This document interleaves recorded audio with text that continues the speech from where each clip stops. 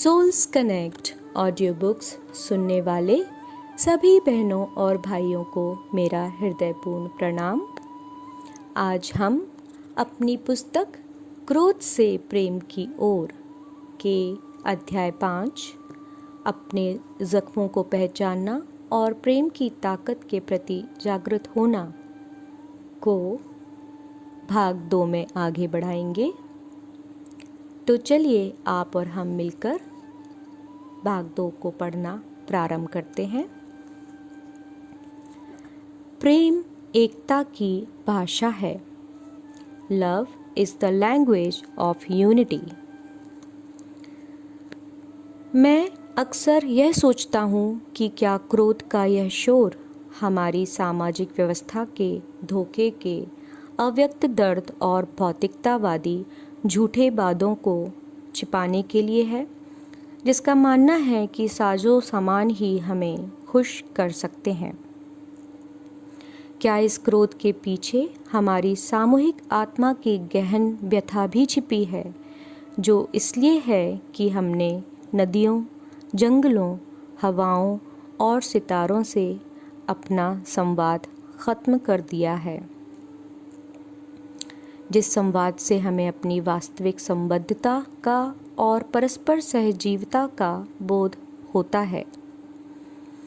हमने सृष्टि की पवित्र प्रकृति से, इसके रहस्यों से और चमत्कारों से अपना संपर्क खो दिया है, जिसके कारण हम स्वयं को आहत और खोया हुआ महसूस करते हैं।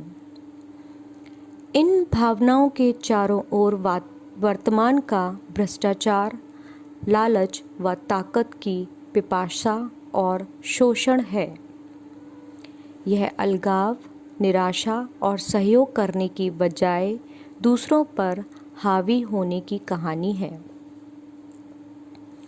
फिर भी चाहे क्रोध की आवाज़ कितनी ही तीव्र हो, प्रेम हमारे हृदय की गहनता से उठने वाली पुकार है। प्रेम की कहानी हमेशा एकात्मकता की होती है, जो जीवन की अनेकता में एकता के रूप में प्रकट होकर परस्पर निर्भरता और सहजीवता की व्यवस्था में अभिव्यक्त होती है।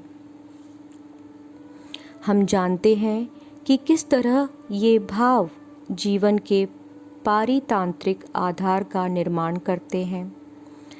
गत शताब्दियों में हम डार्विन के सिद्धांत पर केंद्रित थे, जो जीवन के लिए संघर्ष और फिर उसी परिप्रेक्ष्य में प्रतिस्पर्धा से संबंधित था।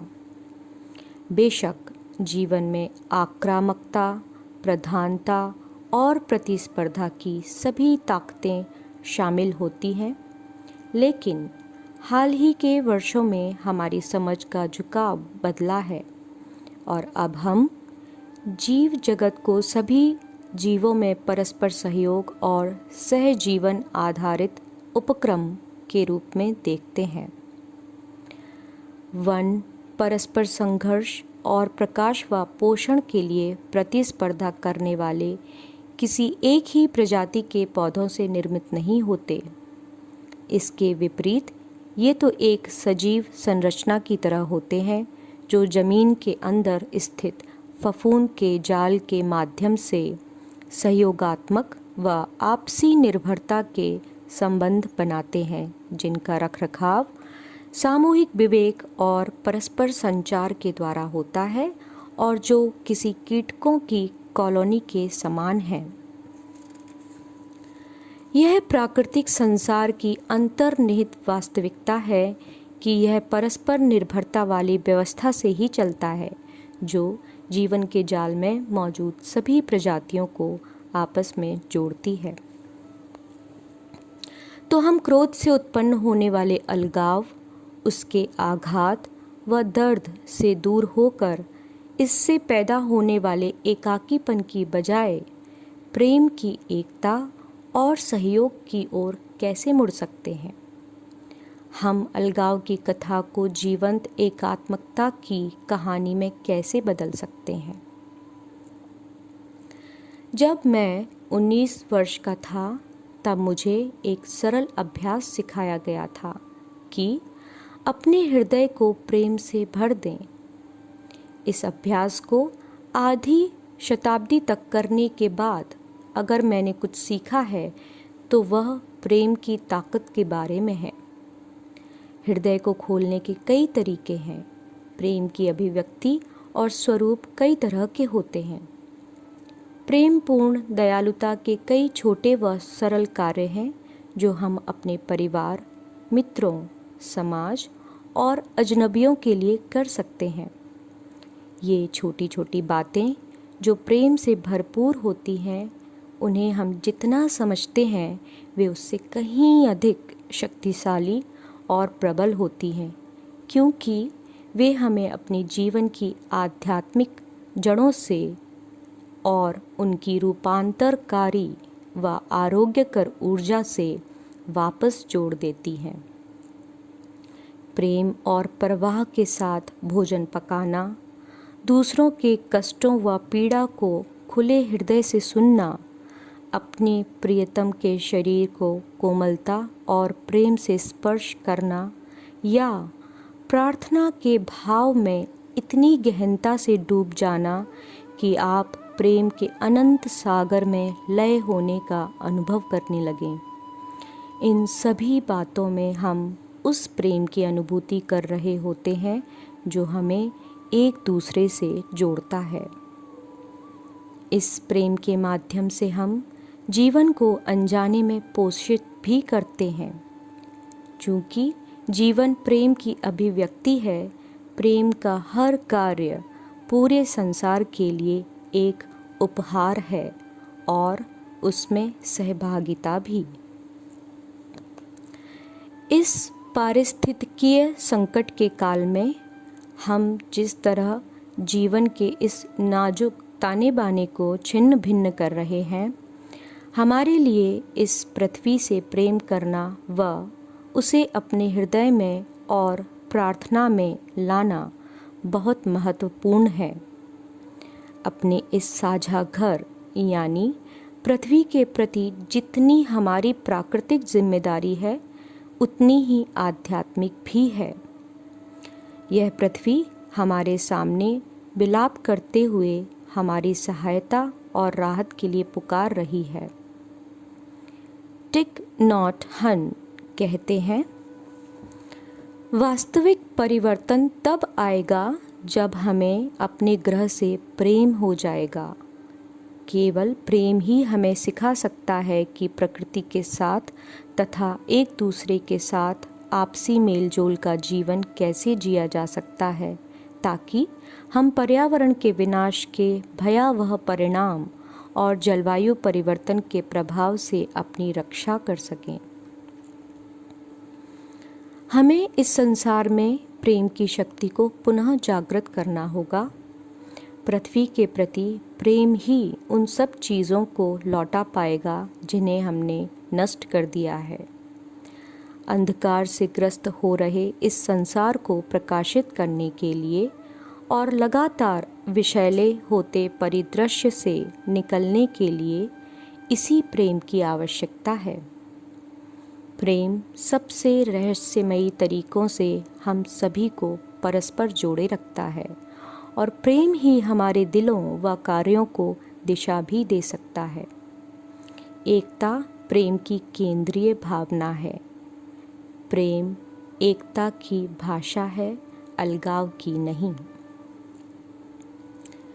जीवन का गहनतम रहस्य, the deepest secret of life. प्रेम हमें संसार के समग्र जीवन में सहभागिता करने में सहायता करता है। यह हमें जीवन की पुकार व हृदय की धड़कन को सुनने और आत्मा की अनुभूति करने में मदद करता है। यह हमें सृष्टि की हर रचना में स्थित पवित्रता के प्रति जागरूक करता है और यह हमें पुरातन ग्रंथों में वर्णित मूलभूत निर्देशों से पुनः जोड़ता है, जो हमें सिखाते हैं कि हमें पारितंत्र के साथ समरसता में कैसे जीना चाहिए। हमें प्रकृति के प्रति प्रशंसा और कृतज्ञता के भाव से कैसे जीना चाहिए, जिसमें जीवन के अनगिनत स्वरूपों के प्रति आदर व सम्मान हो, तथा कैसे उन तरीकों को अपनाया जाए जो एक दूसरे को सहयोग दें और पोषित करें। इसी आंतरिक मनोभाव के साथ हम पारितंत्र के साथ व्यवहार करना शुरू कर सकते हैं। जब हमारे हृदय खुले होते हैं तब हम यह पहचान पाते हैं कि हम कौन हैं और यह समझ पाते हैं कि हम जो कुछ भी करते हैं वह हमारे बाह्य और आंतरिक पर्यावरण को किस तरह प्रभावित करता है। हम इस बात के प्रति जागरूक हो जाते हैं कि जैविक अस्तित्व की धारणा का संबंध सृष्टि की समग्रता से है, न कि केवल वर्तमान उपभोक्तावाद से, जो ऊर्जा आधारित है और जिसका उद्देश्य केवल अर्थव्यवस्था को समृद्ध करते रहना है। हम अपने भौतिक जीवन में अनावश्यक वस्तुओं को सीधे तौर पर नकार कर सादा जीवन जी सकते हैं। हम संसार के असंतुलन और अलगाव को ठीक करने के लिए आंतरिक रूप से भी कार्य कर सकते हैं। प्रेम की एकता के प्रति हमारी व्यक्तिगत सचेत जागरूकता स्त्री पुरुष, पदार्थ आत्मा, शरीर आत्मा के बीच के अलगाव को समाप्त करके सार्वभौमिक आत्मा से पुनः जोड़ देती है। तब हम वर्तमान संस्कृति द्वारा इस पृथ्वी को दिए घावों पर मरहम लगाकर राहत देने का काम शुरू कर सकते हैं। प्रेम इस ब्रह्मांड की सबसे शक्तिशाली ताकत है। प्रेम हमें बदले में प्रेम देता है। प्रेम ही प्रेम को उजागर करता है और प्रेम ही हमें संपूर्ण बनाता है। हम दिव्यता से अपनी आत्मा की गहराइयों में प्रचुरता में प्रेम प्राप्त करते हैं, जिसका हमें अंदाज़ा नहीं है।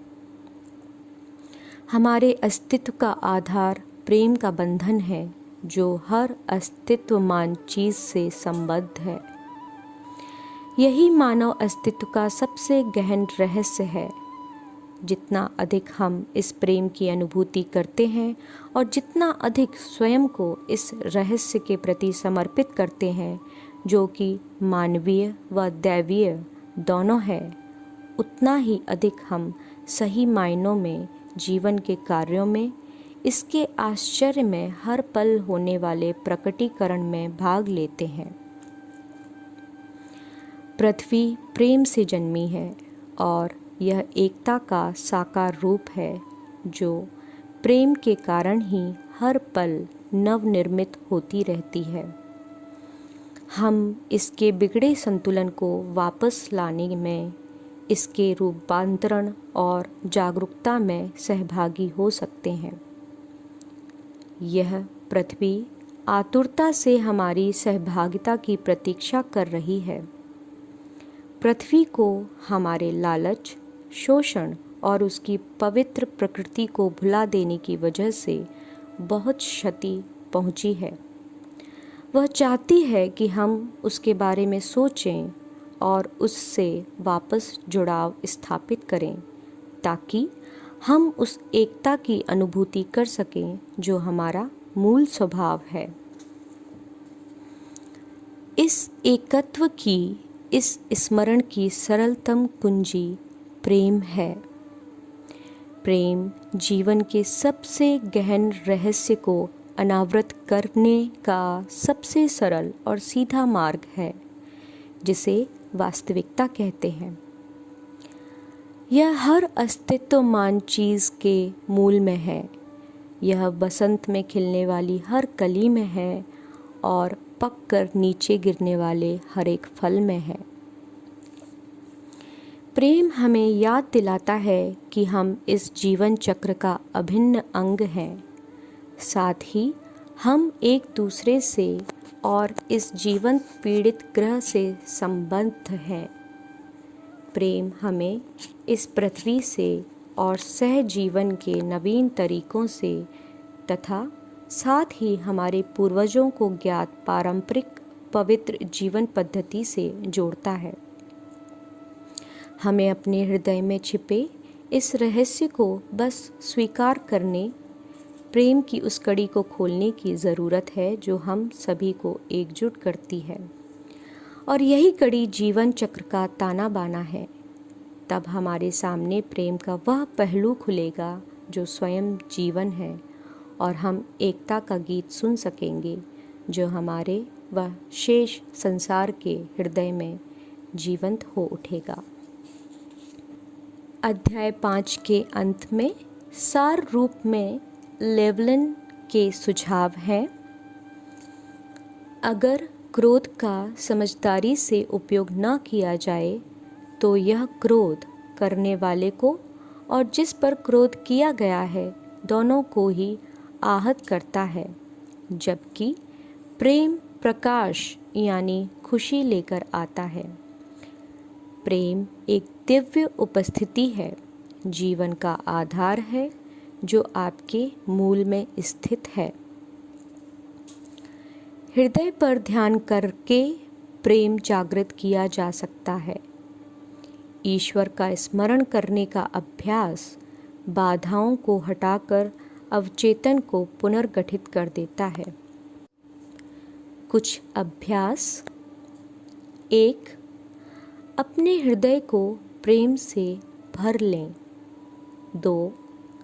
छोटे मोटे कार्य करते हुए अपने व्यवहार में प्रेमपूर्ण दयालुता लाएं। 3. प्रेम से और ध्यान देकर भोजन बनाएं। 4. दूसरों को खुले दिल से सुनें। 5. अपनी नरमाई से दूसरों को प्रभावित करें। और 6. प्रार्थना की गहनता में उतरते जाएं जब तक कि आप प्रेम के अगाध सागर में विलीन न हो जाएं। प्रेम की शक्ति को पुनः जागृत करें, अपने हृदय के भीतर छिपे रहस्य को स्वीकार करें। अध्याय 5 को हम यहीं समाप्त करते हैं। अगले अध्याय को लेकर हम आप सबके समक्ष शीघ्र ही उपस्थित होंगे। तब तक के लिए आप सभी का हृदयपूर्ण धन्यवाद एवं आभार। कृपया इस चैनल को सब्सक्राइब करें, लाइक करें, शेयर करें, बेल आइकन को प्रेस करें और अपने कमेंट सेक्शन में ज़रूर दें। आप सभी का बहुत बहुत धन्यवाद।